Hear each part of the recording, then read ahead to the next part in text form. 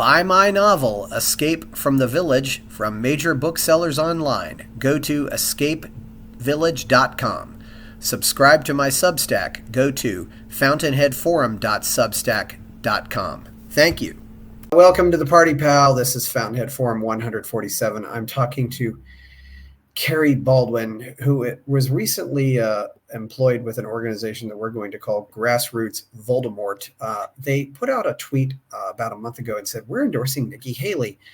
And Kerry has asked us to call this organization Grassroots Voldemort, but I think but some people can probably figure out what this organization is. How are you, Kerry? I'm good. How are you, Chris? So the first question I've got to ask is, how did you get into the liberty movement? Well, so I've been a libertarian ever since 2008 and Ron Paul. Prior to that, I grew up in a, what I call a red-blooded Republican home. Although my dad was pretty constitutionalist. And so at any rate, in 2008, that was my first opportunity to participate in a presidential primary. In terms of, choosing the primary candidate, voting for the primary candidate. And I just remember thinking to myself, there's like 15 candidates up here. How does anybody choose a primary candidate? And so I had the very ingenious idea to go read the Constitution on what the role of the executive office was. And it didn't take me long to figure out that was Ron Paul. So I've been a libertarian since 2008. I remained a minarchist libertarian for way longer than 6 months. I didn't become a libertarian anarchist until 2016. So. Yes, the cliche, libertarian to anarchist to 6 months. Yes, I've heard that one. Yeah. And the Constitution is not a hard read. You read it and it's just. Yeah, there's not really a whole lot to it. The state constitutions are much longer, but they generally they do a lot more. It wasn't intended to do a lot, so yeah. Right. So you ended up getting involved, but now you've been working for various organizations. You worked for Grassroots Voldemort. How did you get involved with them, or what started? How'd you end up there? Well, so I knew the state director for several years, and we had some interactions here and there for, probably since about 2016, maybe 2017. At any rate, he's always trying to get me to volunteer, which I never liked canvassing, so I never volunteered.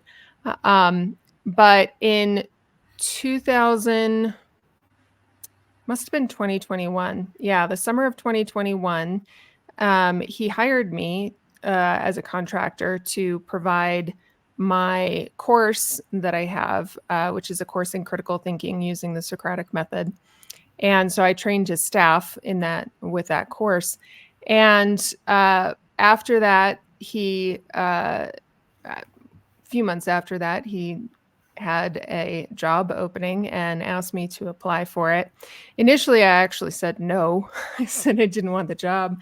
And then he changed the description of the job to something that was more appealing to me. And so on the second ask, I agreed to apply for that position. So I applied for that position December-ish of 2022 and eventually was hired in April of 2023 this year. Well, just this last year. So this really wasn't less than a year. So, we were kind of shocked when they came out and endorsed Nikki Haley. Did you see that coming, or was there any signs of that would come? What do you think motivated that? No, I felt completely blindsided by that, and quite frankly, I think most staff members felt completely blindsided. This was the first year that they were intending to endorse a presidential candidate. The first thing they told us was, well, just like any other candidate, if we don't find our champion, which is sort of their code word for somebody who's super aligned with them, if they didn't find their champion among the presidential candidates, they would just stay out of the race, that was their MO up until this point. And so that was acceptable for most of us. It was very easy for us to say, sure, we'll support a candidate if they're aligned with the organization's principles, which are largely libertarian. But at any rate, for a while, a lot of us were guessing that they would endorse DeSantis. And so I don't know what happened with that. The rumors are that they were intending to do that, and then something caused them to switch gears. We don't know exactly what. So when they when they came out with the endorsement, they did not tell staff first. They just reported to the media, and all of us found out basically through Twitter. And then they very, very quickly had an all-staff meeting to discuss it. So yeah, so everybody found out through Twitter, which was interesting. This was, yeah, no, they and it has, this organization has been around for for almost 20 years now. So yeah, they've they were sort of an outgrowth of the Tea Party movement. So yeah, which really did nothing anyway. So yeah, it's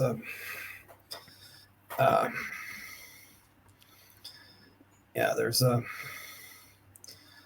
So whose decision do you think this was, or do you want to say whose decision it? I mean, it had to be one person or a few different people who made this decision. I mean, yeah, I can't say exactly who I think made the decision, although it had to have been somebody on the board of the organization.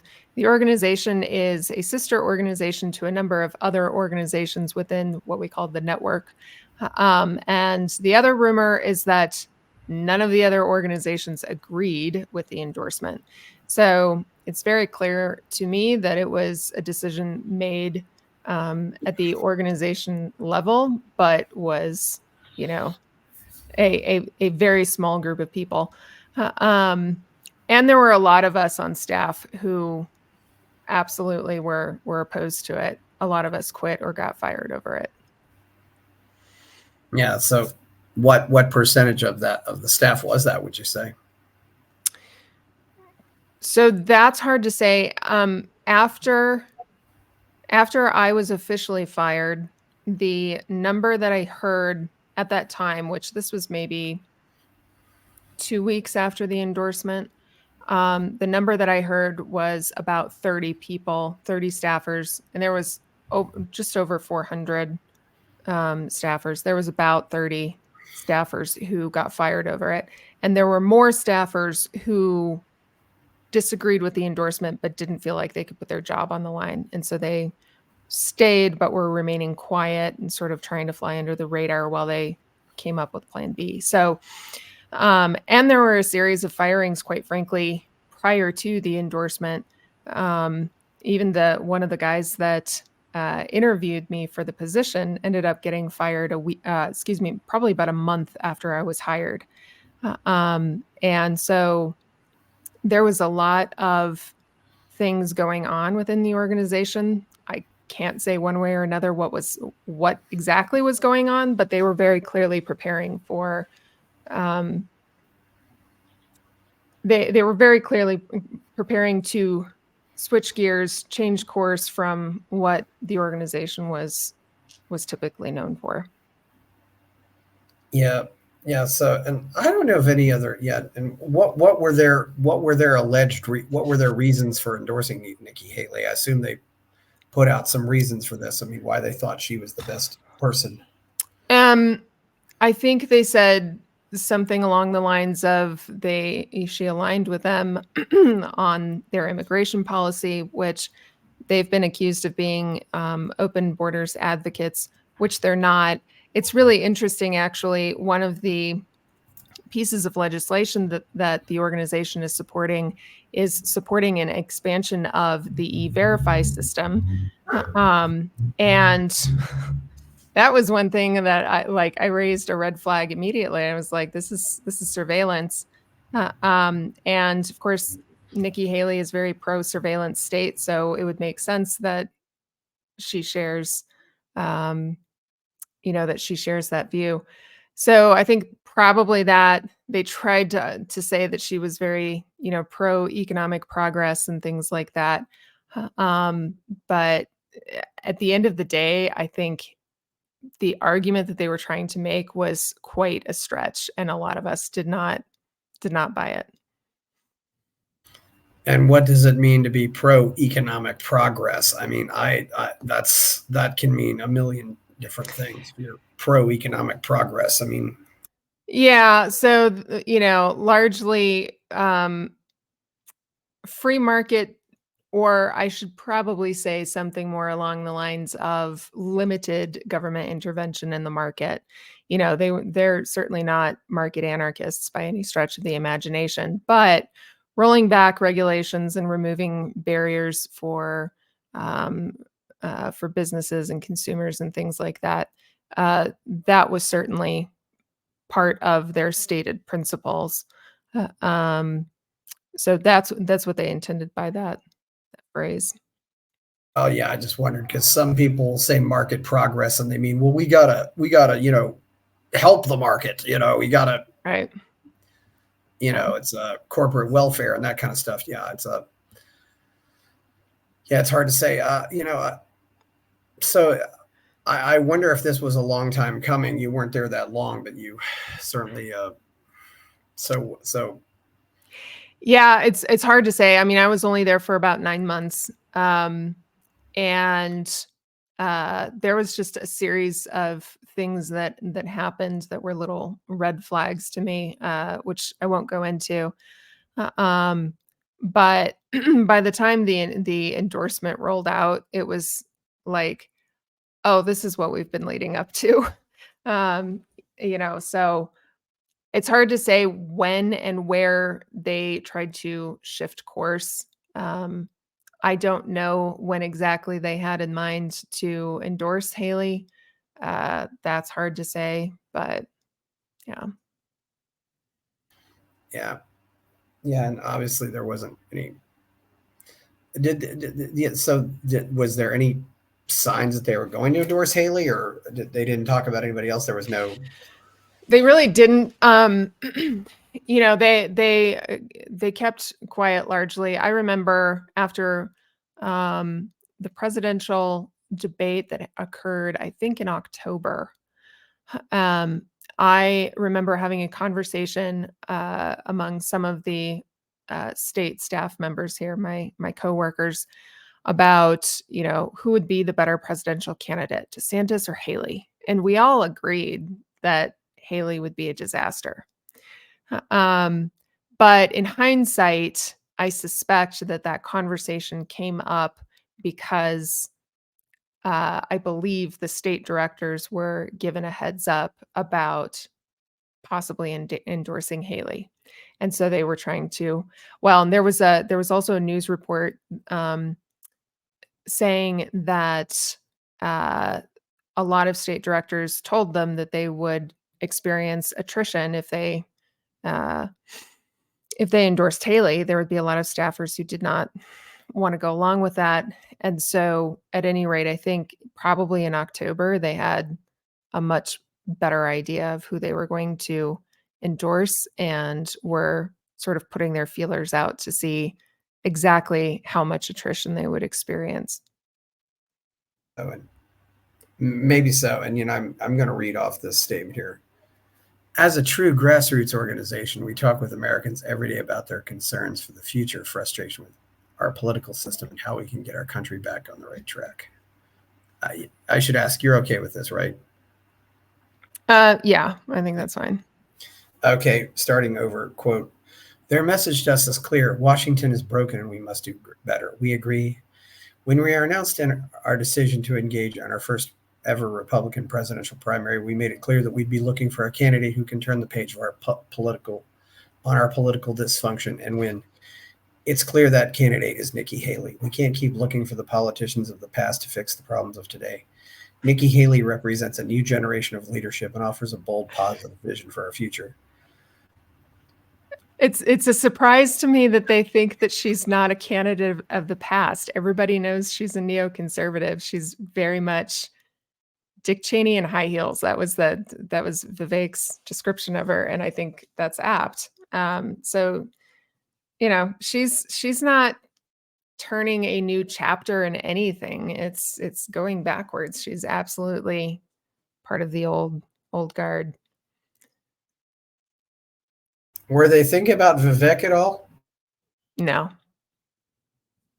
No, I'm sure there were some of us who were like, hey, yeah, that would be a good way to go. But those candidates who are pushing the envelope and really challenging establishment paradigms just don't do well with big organizations. So it doesn't really surprise me that they didn't consider Vivek.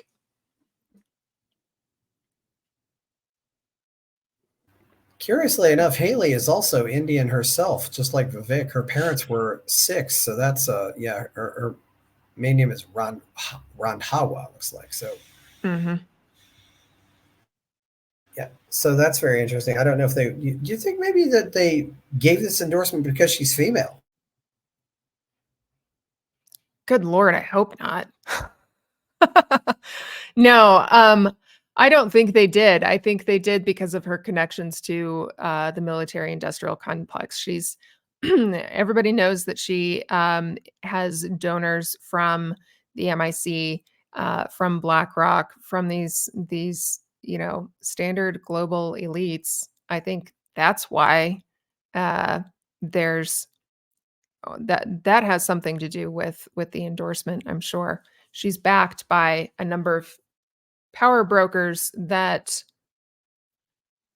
you know how power brokers work, and the global elites. They try and persuade you that if you don't go along with whatever it is that you're doing, you're going to be on the short end of the stick. And I think somebody on the board bought into that.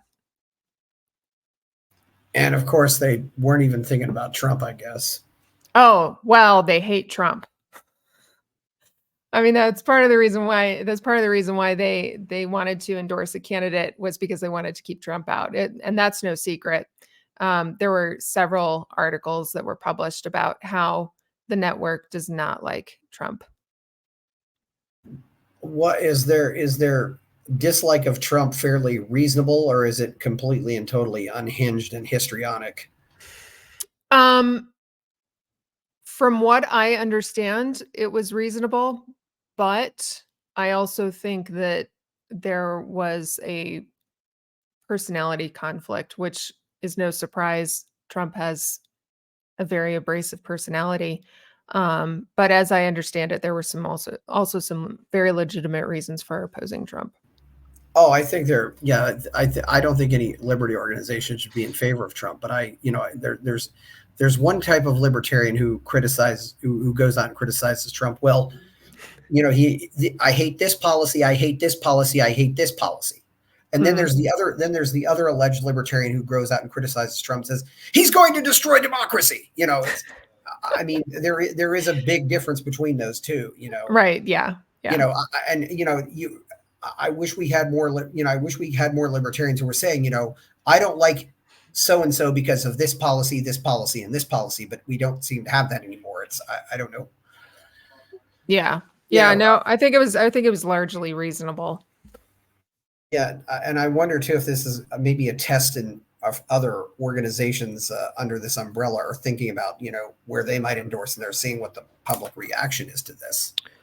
Well, I think of the rest of the network, you're not going to get any other endorsements. One of their smaller sister organizations, who actually just separated from the network, they came out and endorsed Haley as well, which was a surprise because they're a veterans group. And I'm like, that was even more shocking, quite frankly, because I don't see how any veterans group can endorse a warmongering totalitarian, which is what Haley is. But veterans have been in it. I don't. Yeah, there are some veterans. This is one thing that's I have to admit it's changed for me. I was 18 Well, no, correction. I was 20. No, I was 19 when the first Gulf War started, and I can remember all these World War II vets were all out making noise, saying, "Yeah, we got to go to war. War's great. I love war. Go die for the right cause." And nowadays, and I see all these veterans now, and they're all like, "No, Yeah. we don't want this." Yeah. I'm amazed at how, and granted, it's a different group of veterans now, but I'm amazed at how veterans have changed. Well, the veterans that exist today, I'm one of them. The veterans that exist today are primarily those who served during, oh gosh, I'm forgetting, Operation Iraqi Freedom. And that's when I served. And so the veterans today who are especially vocal against military intervention are those of us who signed up after 9/11 thinking that we were fighting for our freedom. And then realizing after we got in that was a complete farce. So yeah, no, I think veterans groups have come quite a long way in waking up to the reality of what's going on. And this particular veterans organization was specifically part of their mission was to end the endless wars. And so it does not make sense that they would support a candidate who has explicitly said it would be better to have a Department of Offense than defense. Oh, do you think do you think it's just they're just bought off? I mean, I think Dan Crenshaw's bought off. I mean, but or what? I mean, it's hard to say. I think that there were probably a lot of people in these organizations that felt safe because of the principles and because they largely operated off their principles for a very long time. And so a lot of these staff members, never had any sort of plan B. And so when this decision was made that was literally a 180 from the stated principles, I think you have a lot of people who are like, ah, crap, what am I going to do if I quit or get fired? And, some of us, I was only there 9 months. I have a business that I had been building before that. I had something to go back to and fall back on. But I think most people don't.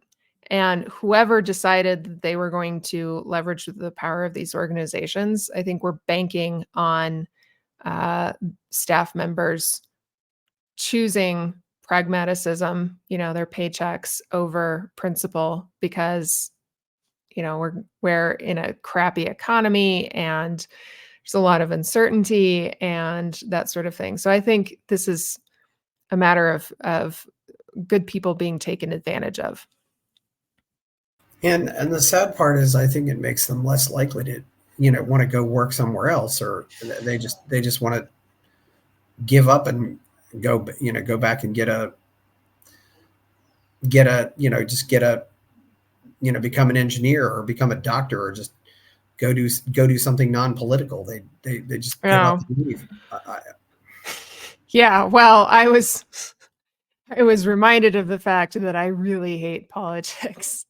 When I started the job, I was very adamant on sticking to sort of the education side of the organization because I believe that if you're going to make lasting change, you have to actually change hearts and minds, and so you have to educate the populace, and that was not expedient for certain people, and they kept on wanting me to work on the politics side of things. And, at state level, I could understand that. And I was willing to continue doing that. But at the end of the day, they made their priority Nikki Haley. And I said I wouldn't support that. So, as far as other people are concerned, I think it's more a matter of looking at the state of the economy, the volatility, the inflation, and the fact that they, they felt safe enough in the organization to not come up with a plan B. Certainly. So, well, now that we're and now, so we're, and you said you were in the military. What was your military experience like? So I served in the United States Air Force. I was a medical lab technician, stationed out at Travis Air Force Base in California. I never deployed. I actually got out just shy of 3 years because I was pregnant. So the military, at least at the time, I don't know if they have this policy still, but at the time, they allowed pregnant women to get out early with an honorable discharge, no strings attached. And so I decided to do that when I was 8 months pregnant. Initially, I thought I would stay in, but changed my mind after I confronted a master sergeant in front of my commander. Um, Mama Bear has a problem with authority. So at any rate, I got out in December 2005, just before my son was born. So I didn't stay in very long. I don't make a big deal of it. I was never deployed.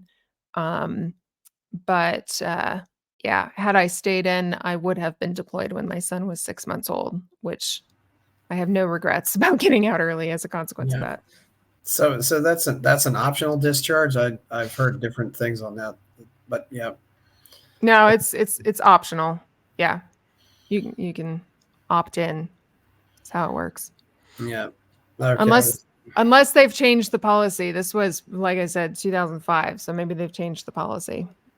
Yeah, I wasn't sure. Yeah, so now you've got a son. Well, geez, you've got a son, so oh geez, your son is he's almost of age now to go in, isn't he? Oh my goodness. You don't look that old at all. Yeah, he'll be 18 in February. And so I have 3 kids. He's my oldest, and he'll be 18 in February. And we've had lots of conversations about why he should not join the military. I don't think he will, but who knows? Yeah, well, we've certainly covered the AFP issue enough, but Kerry, I got to know, what's it been like raising 3 kids as a libertarian mom and nowadays? And Well, I've been raising my kids as a libertarian mom since before my divorce. So I got a yeah, divorce in 2016. Um, and it's always been about teaching my kids how to be independent, how to not trust the government. And it's really interesting because now that my kids are older, they are starting to make connections with politics and social ideologies and things like that. And so they're starting to make the connections about what it is that I'm doing and why I'm doing it. So that's pretty interesting. But yeah, I got to say, as a libertarian parent, you're basically raising your kids to be little rebels, and they're going to practice being little rebels on you. So yes, they are. And Kerry, I got to know, what was the reaction of the kids to the insanity that started almost 4 years ago? What did you tell them? What did the kids say? I mean, with COVID? Why is everybody acting like I mean, they just said, why is everybody acting like a bunch of stupid animals? I mean, what was their reaction to all this? And oh my gosh. How do you think that might shape them? So this is interesting. When COVID happened, so I've homeschooled my kids most of their lives. They were in public school for 2 semesters when I went through my divorce, and they absolutely hated public school, by the way. So by the time COVID rolled around, I had actually been able to pull them back out and had been homeschooling them for a while. So, first thing they hear about is that the public schools are locking down and they're sending all the kids home. And so my kids were like, sweet, no more school. And I was like, what are you talking about? We're not shut down. At first it was kind of like, oh, this is interesting. There's this pandemic thing, and should we be afraid of it? And, it was mostly probing me for for answers about how we should be reacting. I was never freaking out about it. And so I don't think my kids ever freaked out about it. But it was a lot of, well, why can't we go here? Well, because we're locked down. Why can't we go here? And I wasn't even the compliant one. Like, we left the house even when we were not supposed to leave the house. But we couldn't go anywhere because everything else was shut down. Yes. So, it was a lot of like, why the heck is all of this happening? I don't think my kids ever freaked out about it. I think there was always a question mark in their head as to whether or not they should be worried about it. And maybe mom is not worried about it as much as she should be. But, eventually it was like, okay, this is getting stupid. So. And what did they have? Were their friends acting the same way, or what was going on with that? I'm really, yeah. Yeah. They had some friends who were in public school. Some of them were kind of freaking out, mostly because of their parents. I think largely the kids looked to their parents for how to react to the situation. And if their parents were freaked out, they were freaked out. And if their parents weren't freaked out, they were not freaked out. So, I remember one of my daughter's friends, actually, she came home and they were doing the remote learning. And her friend got done with remote learning before we got done with our school day. She came over, and we were actually going through the Tuttle Twins books at the time. So we had one lesson to do, which was using the Tuttle Twins books. And so we invited my daughter's friend to come in and just, sit and participate with us. And so I did a Socratic session with my kids, which is, essentially where you read something and then you dialogue about it and ask questions, ask these probing questions. And it was maybe just 15 minutes long, but we involved my daughter's friend in it. And by the end, my daughter's friend was like, "That was so much fun. I've never had so much fun with school. That was so cool. They never do this stuff." And she was just so excited about it. So, there was, I would say, overall in New Mexico, generally, people were kind of like, they took it seriously at first. And then when they realized that there was no reason to be afraid, or the lockdowns were taking too long or whatever, people just started coming out on their own. They didn't make a big fuss about it. There were a few organizations that did, but by and large, the lockdowns here were not popular with people, and they just went about doing their own thing. That's good to know. It always makes me wonder, because, Ayn Rand saw her father's pharmacy get nationalized when she was a teenager, and that certainly impacted what she did. It makes me wonder when I think about how these kids are going to be impacted by this, if they're ever going to trust the government and authority. But, so,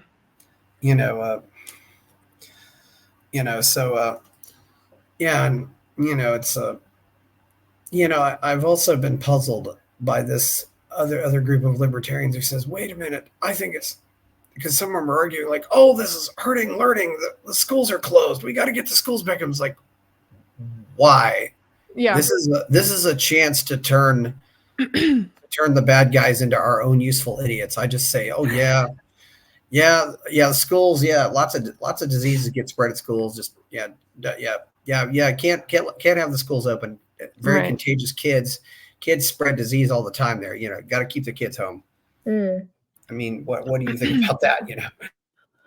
Well, I definitely saw it as an opportunity. I remember doing a couple of interviews with people asking about my experience of working at home and homeschooling at the same time, because that was my normal, and people were being thrown into it.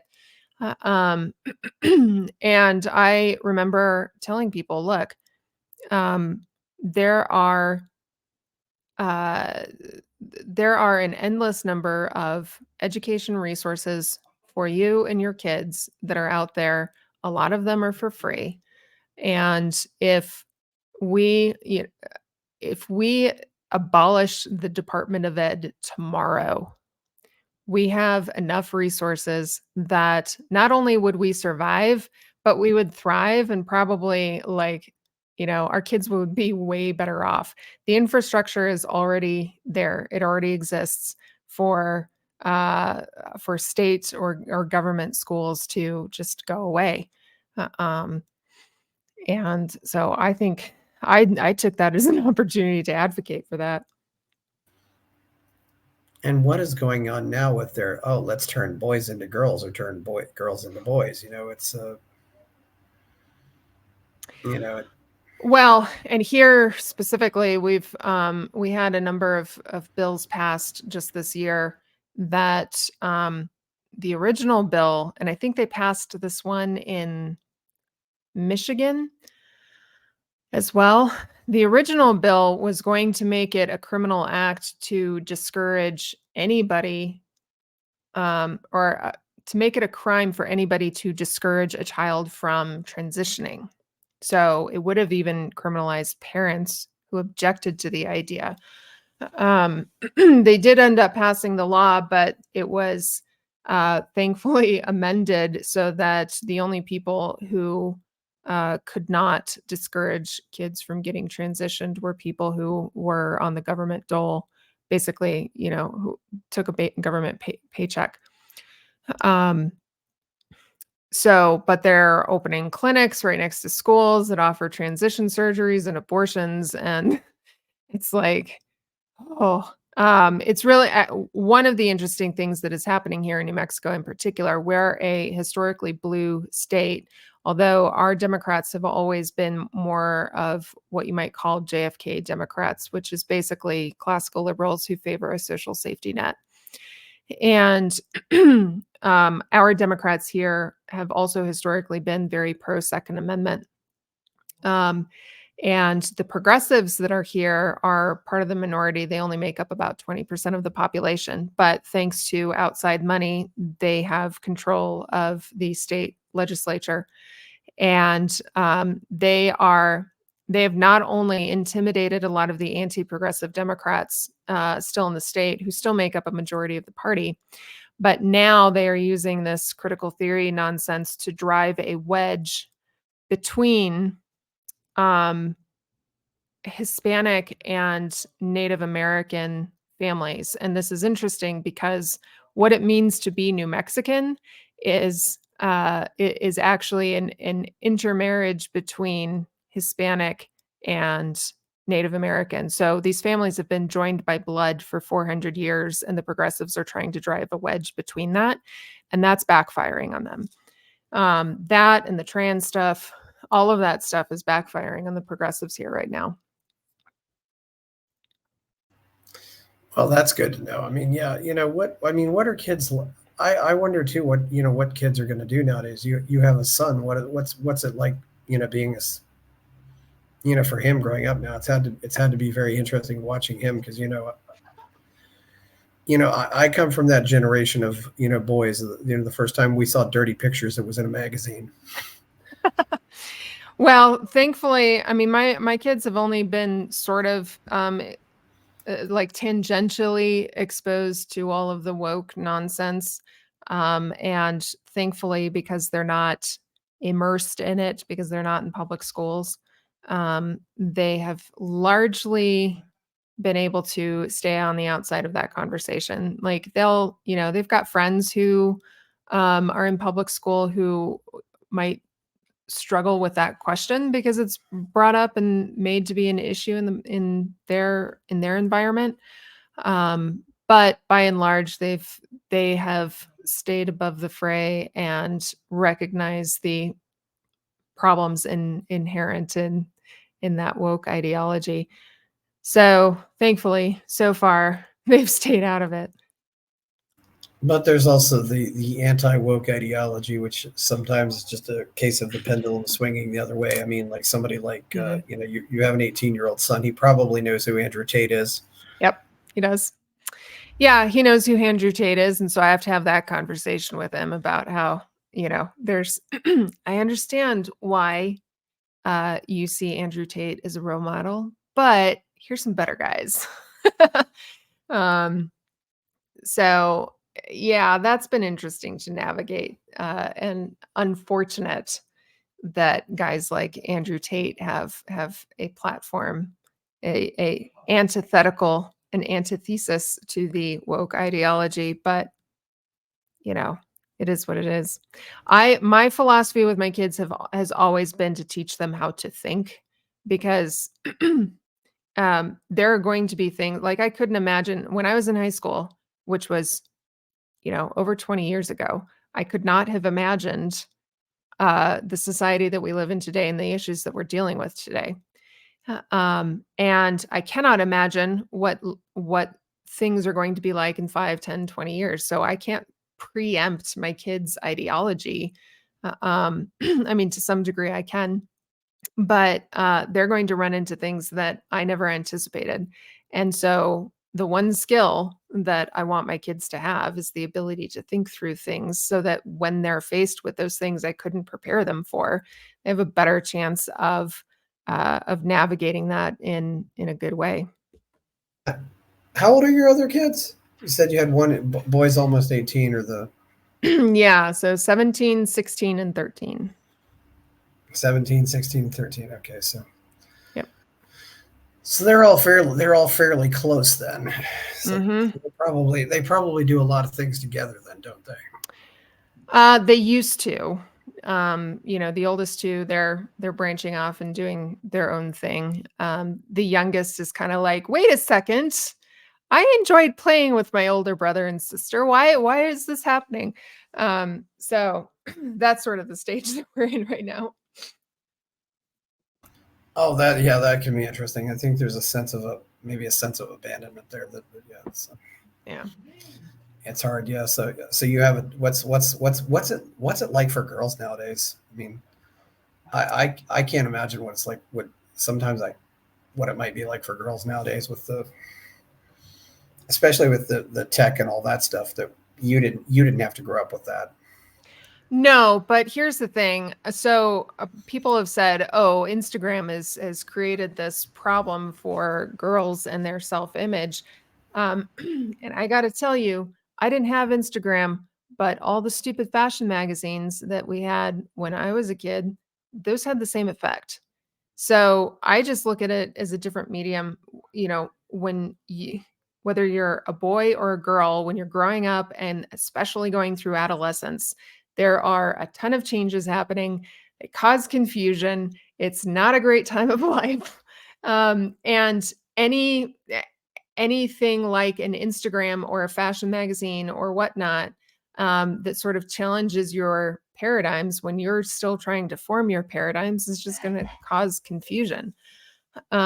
So I don't think that Instagram or social media platforms, at least as far as self-esteem issues are concerned, are any worse than the fashion magazines that I had when I was a kid. Um, that being said, I do think social media poses a problem in terms of uh, creating, distractions and something to be addicted to. I think that's a problem. But that's you know, that's not a boy girl kind of issue, I think. Yeah, I definitely wonder if I don't know if you can get them to go down to the rainforest for 11 days like I did, where they're completely disconnected, or something like that. I Well, my daughter has voluntarily gone on social media fasts in the past because she does recognize when she's getting too much into it. Um, and actually, she went on a social media fast. mm, I don't know, it was a few months ago. She saw this video on Instagram of a fist fight that broke out at one of the local high schools, and it was two boys. one of the boys happened to be on the wrestling team, and so knew how to body slam. So he body slams this other kid, but it's on concrete. And the kid gets up and walks away, and his arm is completely broken, and so it's kind of, it's off at an unnatural angle, and he's visibly traumatized. And it was traumatizing for my daughter to watch. And she saw that, and she was like, and after that, she decided to have a social media fast. So, I think the unfortunate part about that, again, is not the platform itself, but the fact that our kids are being herded into these, these giant buildings, and their mental health is not being taken into consideration, and that is manifesting in the form of things like schoolyard fights that end up with, you know crazy injuries. Um, that is a mental health crisis, and our public schools don't give a damn, and that pisses me off more than anything. I don't think they've ever given ever. I don't know. I think when I went through, so I was homeschooled in New Mexico. My brothers and I were homeschooled before it was legal here.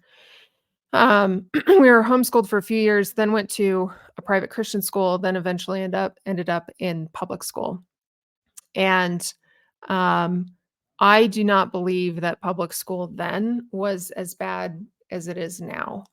Uh, there's, and at the time we weren't doing things like having to uh, study to the test and make sure that we had to, we had standardized tests, but they weren't like, uh, they weren't the measure by which schools receive funding and things like that. So there wasn't a great focus on them as there is now. But the burden that exists for kids in public school now is absolutely insane, and I do believe has driven up mental health crises. Not to mention just all the stuff that happens at home. I mean, the lockdowns caused a number of domestic issues to happen, and there was no place for people to go as a consequence of the lockdowns. Oh yeah, yeah, and yeah, that was absolutely ridiculous. It was so destructive in so many ways. Mm-hmm. But yeah, that's very telling. And I do wonder, where do we go from here? Kerry, what other groups of you? What's been some of your other involvement in the liberty movement right now? I mean, I think you're kind of with the LP, or I'm not really sure what your role is there. Well, yeah, so I'm not really in the LP. I've been primarily a small L philosophical libertarian as long as I've been a libertarian. I did register for the LP a couple of years ago because I wanted to vote for a particular candidate in their primary, and so I went ahead and registered.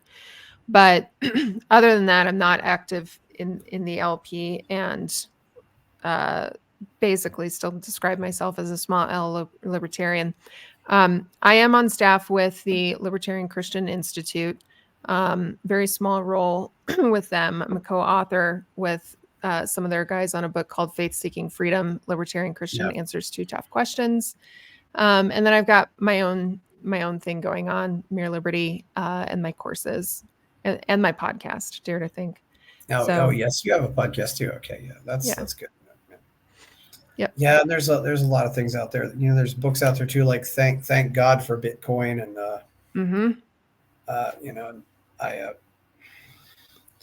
there's a lot. And I was interviewing a guy from the Acton Institute the other day. We were talking about Me Live, but yeah, so. Yeah, I sometimes I think that there's a lot of different branches of the liberty movement. I sometimes feel like, I've noticed that maybe I'm not seeing it, but it seems like there's a lot less infight among the Christians. Oh, libertarians. among Maybe, Christian libertarians. maybe I'm being too idealistic here, but they all seem to be. They don't seem to. I don't see a lot of name calling there. I don't see a lot of backstabbing like I do in other parts of the movement. Well, Maybe I'm wrong. maybe the backstabbing and name calling doesn't exist as much. I wouldn't say it's non-existent. Maybe it's maybe it's not as prevalent. There are, the same disagreements that you see with libertarians writ large, which is basically the difference between the pragmatic libertarians and the ideological libertarians. You get that with Christian libertarians as well. So, that exists. I think the thing that you don't see a whole lot of with Christian libertarians, though, is the dissension on theology itself, which, in broader evangelical culture, there is a lot of infighting about what constitutes true theology and things like that. But those debates don't seem to be a thing within, the sort of Christian libertarian subculture. Well, hopefully they're just and debates are always going to be here if we can just have debates where people know how to debate, know how to talk to each other. Yeah. Yeah. So, yeah. Yeah. So, what do you think the future is for the liberty movement? I mean, I can't say I've been getting a little more pessimistic just because I realize it's not done a whole lot with, even though there's been a whole lot of money spent and a lot of people have worked really hard, but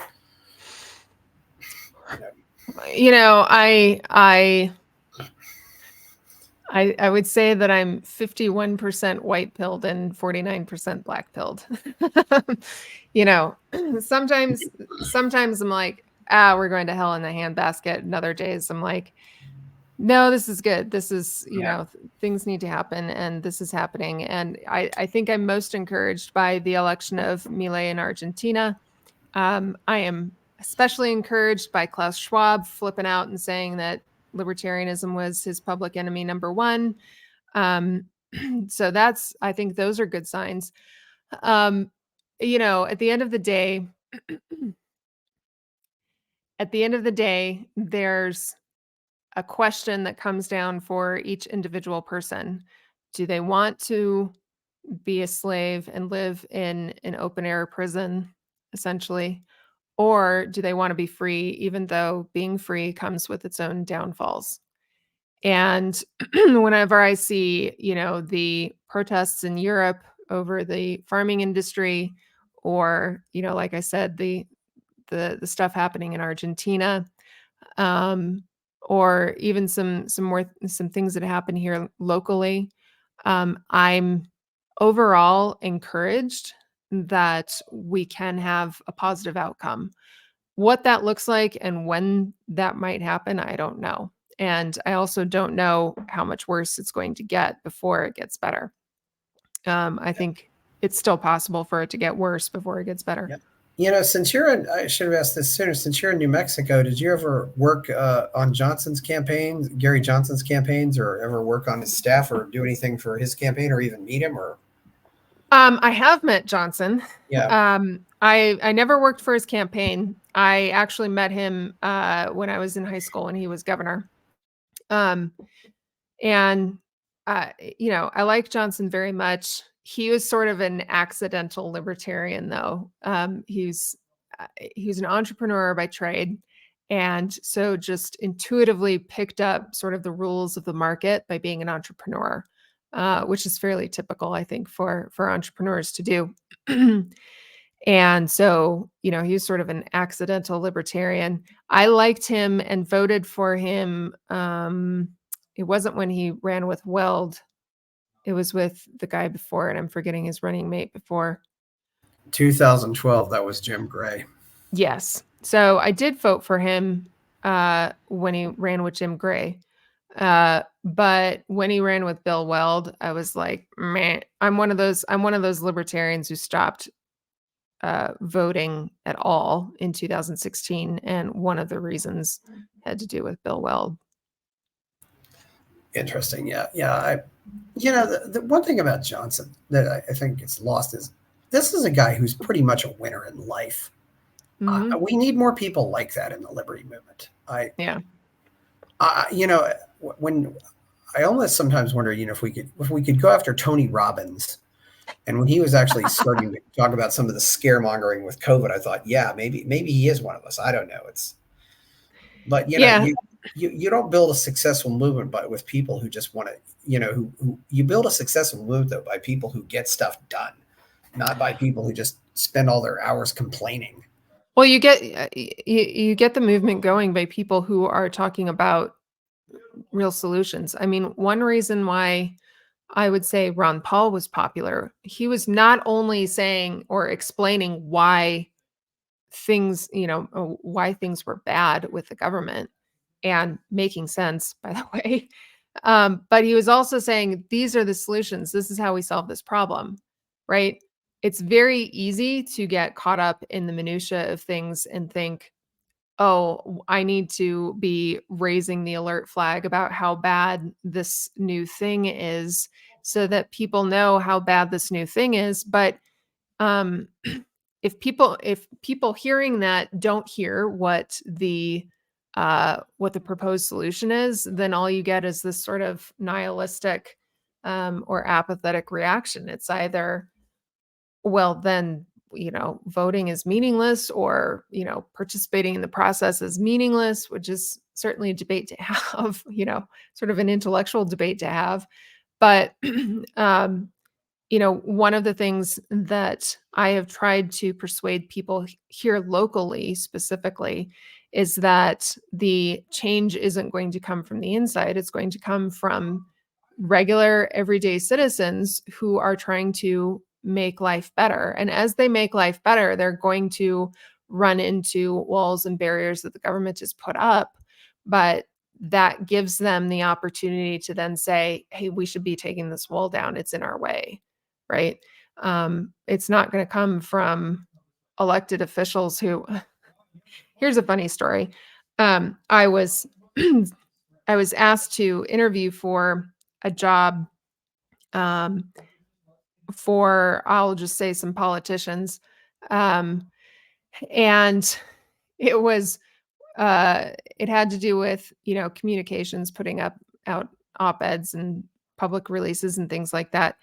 And I was asked, this was shortly after I was fired from my job with Grassroots Voldemort, but I was asked very specifically, if you had to write an op-ed and defend a decision that one of our politicians made in this op-ed, and it was a decision that you were wholeheartedly against, could you write the op-ed? And without skipping a beat, I said, absolutely not. And this shocked him. He was like, really? Like, you couldn't do it? And I'm like, could I write up the words in an essay? Sure. Would I actually publish it? Heck no. I'm not, I can't do that. And so, one thing that I've learned is that the politicians, I mean, I learned this a long time ago, but it was really interesting to sort of see this in real life, in real time. The politicians are only interested in protecting themselves. Are they going to do what it takes to dismantle the system that's broken? Absolutely not. So I do believe that the change is only going to happen from the citizenry, and we see that consistently. That when the citizenry is aware and awake and in vocal opposition to something, the state backs down. And maybe they try again another day, but they do back down when the people are vehemently opposed to what they're doing. Yeah, well, that's certainly good. Yeah. This has been a great talk. Do you have anything else you want to say before we go? We've covered a lot of stuff here. No, if you're interested in looking up my stuff, you can visit mereliberty.com. I've mentioned a couple of times the courses that I have. You can find those at libertyseminar.com. I will be registering for new classes very soon. And yeah, that's basically it. Okay, well, please like and subscribe. Please like the video, subscribe to the channel. Check out my novel, Escape from the Village. Thank you, Kerry Baldwin. I'm Chris Baker, and we're out.